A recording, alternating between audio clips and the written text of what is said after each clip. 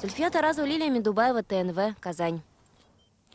Анна Нетребко и Ольга Бородина могут приехать в Казань на оперно-балетный фестиваль. Он пройдет в рамках универсиады. Уже точно известно, что в нем выступят Альбина Шагимуратова, Михаил Казаков и Ильдар Абдразаков. За дирижерский пульт встанет Валерий Гергиев. Сегодня он приехал в Казань, чтобы сняться в фильме о столице Татарстана. Подробности знает Маргарита Петрова.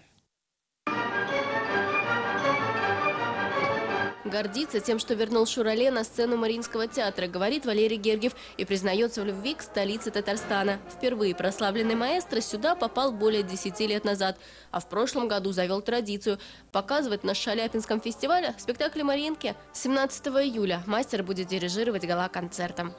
Хочется, чтобы как можно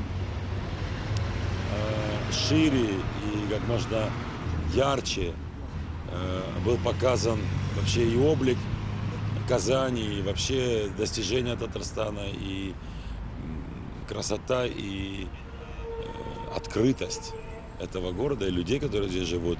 Вот. А это можно сделать, конечно, и через уже давно устоявшиеся и творческие, и дружеские связи, которые есть у Мариинского театра, и у меня. Вот я думаю, в этом плане мы ведем себя по-братски, да? А перед концертом публика увидит 12-минутный фильм о столице Татарстана. Валерий Гергиев приехал заранее, чтобы принять в нем участие. Маэстро расскажет о гениальных именах из мира культуры, связанных с Казанью. Рудольф Нуриев, Федор Шаляпин, Максим Горький и другие.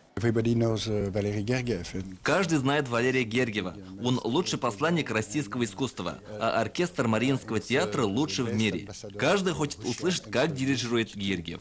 Для съемок фильма в Казань приехали 10 человек из Франции и Москвы. Ленту, как и сам гала-концерт, увидят в прямом эфире в 40 странах Европы и Азии. Поэтому впервые он пройдет днем. Маргарита Петрова, Антон Королев, ТНВ, Казань.